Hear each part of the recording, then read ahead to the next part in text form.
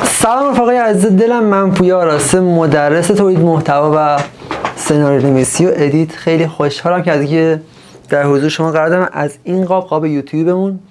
امیدوارم که جلسه خیلی درجه و خفنی باشه. این جلسه این سراغ تکنیک به جلسه سوم دیگه، امروز جلسه سوم. به جلسه سوم سناریو نویسی خیلی خوش اومدید.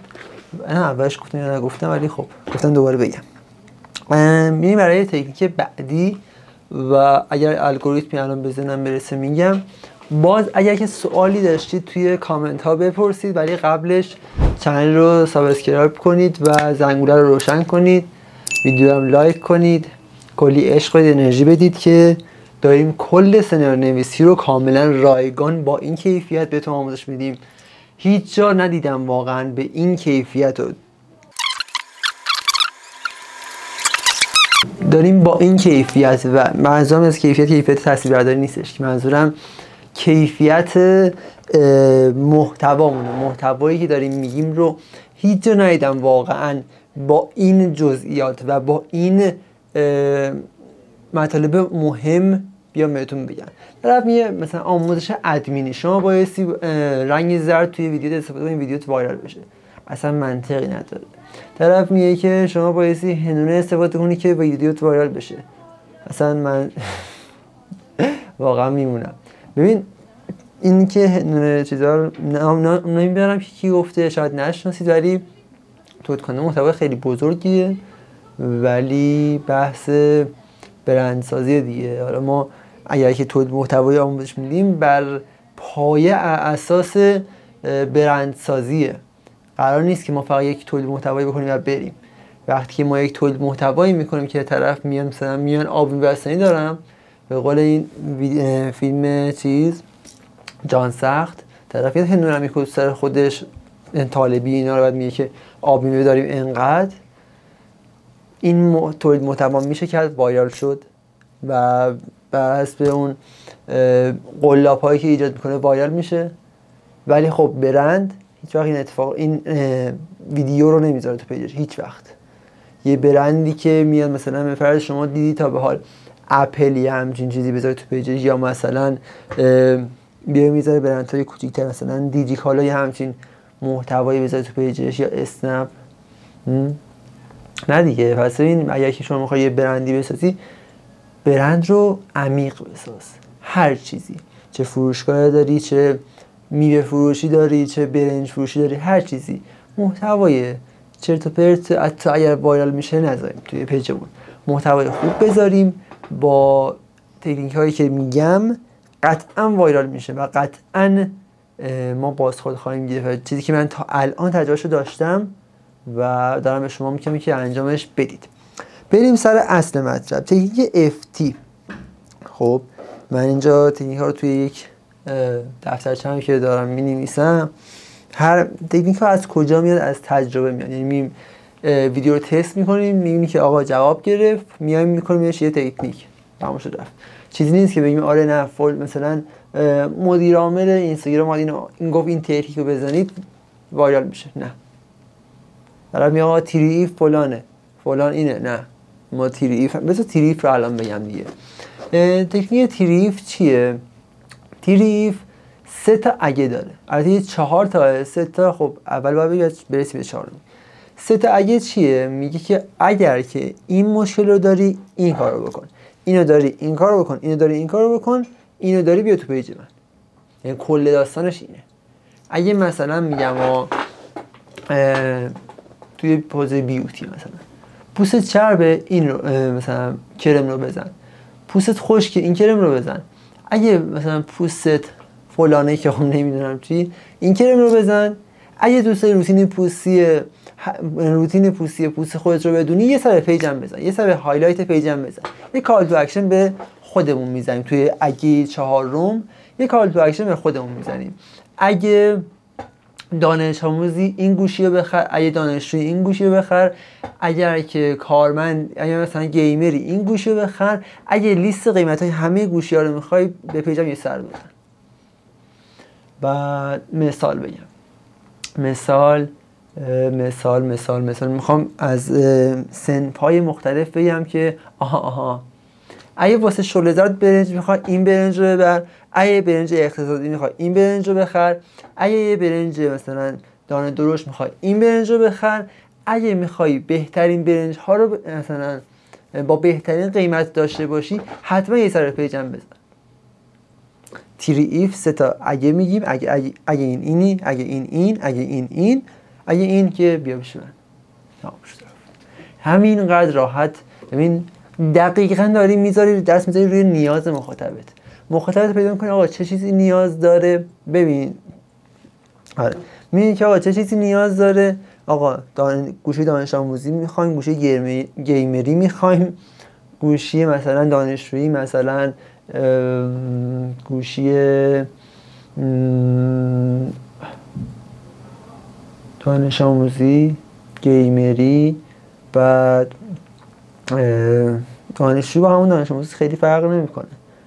گوشی تولید کننده محتوا، گوشی فیلم برداری، اینا. خب و اگه یه 4 باید یک کال تو اکشن به خودمون باشه و ترجیح من اینه که همونطور که تو جلسه قبلی بهتون گفتم یه هایلایت خوب خوشگل بسازیم برای خودمون و اون اگه 4 بره بخوره اون هایلایت ما. تو جلسه قبلی فکرم بهتون نگفتم که ما بایستی یک مسیری واسه مخاطبمون مشخص کنیم. شما عزیزانی که الان اومدید توی یوتیوب من یه مسیر داشتی. مسیرش چی بوده؟ آقا من پست درست کردم، محتوا درست کردم که راجع ادیت بوده، راجع به سناریو نویسی بوده. خب کال تو اکشن دادم به چی؟ به هایلایت یوتیوبم. یه مسیر بهت دادم. آقا میای تو پیج من گم نشو. بدون که قراره چیکار کنی. قراره که مثلا از چنل تلگرام اینا رو دانلود کنی، بیای تو یوتیوبم این ویدیوهای آموزشی رو نگاه کنی و مثلا از هایلایت ها اینا رو نگاه کنی، تو پست‌ها قراره اینا رو نگاه کنی. قشنگ دارم بهت میگم که چیکار قراره انجام بدی. وقتی که میام پست میذارم، کال تو اکشن میذارم، برو تو یوتیوبم اون پست رو برات گذاشتم. ببین دارم از خودم میگم که مثال خودم رو دارم میزنم که من آقا پست که درست کردم کال تو اکشنش چی گفتم؟ چی تو چنل یوتیوب دقت کردید اکثرا یا مثلا میزنن راه ارتباطی یوتیوب، تلگرام، تو واتساپ فلان، یا مثلا میزنن چیز اون بالای پیج که من خودم گذاشتم که لینک هایی که دارن سایتشون و یوتیوبشون و تلگرامشون. ولی من جدا از که اون رو گذاشتم 2 تا هایلایت درست کردم. یکی هایلایت یوتیوبم، همون لوگو یوتیوب هیچی، تلگرامم همون لوگوی تلگرام هیچی. چرا؟ چون از قبلش مخاطب من میدونه کجا اومده. من کال تو اکشن بهش دادم که تو اومدی که بری تو یوتیوب هم آموزش سناریو نویسی ببینی، تمام شد رفت، چیزی نداری. از قبلش بهت گفتم که مثلا میری توی چنل تلگرامم اینا رو برات گذاشتم، برو دانلود کن. پس ببین یه مسیر بهتون دادم، شما یه مسیر بدید که آقا مثلا من حوزه کاریم، یه مثال مثلا اصلا عینک فروشی. خب عینک فروشی آقا کال تو اکشن دارم میزنم به چیز موجودی های روز رو چک کنید، موجودی های هفته رو چک کنید، ایناست. قیمت های هفته رو چک کنید، مثلا دارم میگم. یا آموزش هایلایت نگهداری از عینک رو چک کنید. آقا عینک رو تل نکنید بالا سرتون، عینک رو مثلا روی داشبورد ماشین نذارید. خب این نکات رو شما دارید توی هایلایت آموزش میدی، نکته میگی و یک مسیر به مخاطبت داری از توی کال تو اکشنت میدی که آقا رفتی تو پیجم اینجا برو، بعدش برو اونجا، بعدش برو اونجا، بعد این کار رو انجام بده. و طرف انقدر توی پیج تو میچرخه دیگه با تو ارتباط برقرار میکنه و باعث میشه که چیزی رو فالو کنه. همون نکاتی که جلسه اول گفتم هر چقدر بیای جلوتر نکات بیشتری رو یاد میگیری. کسی که الان جلسه 1 و جلسه 2 رو دید الان ندید ضرر کرد. چون دقیقاً الان دارم میگم که ببین شما وقتی که این کار میکنی این فراینده باعث میشه که به یه خب طرف میگه من پستی ندیدم، پست خوبی داشت، اومدم بهم گفت برو هایلایت فلان نگاه کن، حتی هایلایت یعنی هایلایت ترتمیز و خوشگلی داره. حالا که از هایلایت اومدم بیرون میذارم پیج چه خبره، این پستم گذاشته، این پستم چه جالب، این پستم گذاشته پست جالبیه، چه حالت دیگه داره، بذار حالتش رو نگاه کنم، چه حالت جالبی داره.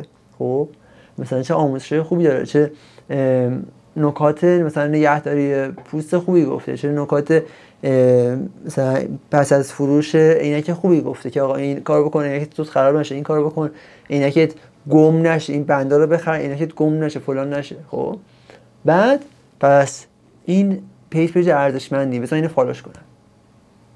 خاموش شد. بذار اینو فالوش کنم و فالو میکنه و بعد از یه مدتی زمانی که مثلا نیازش باشه میاد ازت خرید میکنه. شما فکر نکن که شما یه مثلا محتوایی زدی و این فالوور برات آورده ولی فروش برام نیاورد. چرا شده؟ خب ببین لزوما همه نمیخرن ولی فالو میکنن که داشته باشن. تو کجا باید بفروشی اون مخاطبه؟ توی استوری. تو استوری قوقا میکنه فروش. ولی خب ما با این تکنیک های سناریو نویسی جذب میکنیم، طرف رو میاریم که هر موقعی که نیاز داشت بفروشیم با این مسیری که بهش میدیم. پس چون تو تکنیک تیری ایف تکنیکیه که 3 تا اگه داره، اگه 4م کال تو اکشن به خودمونه و همینو بس.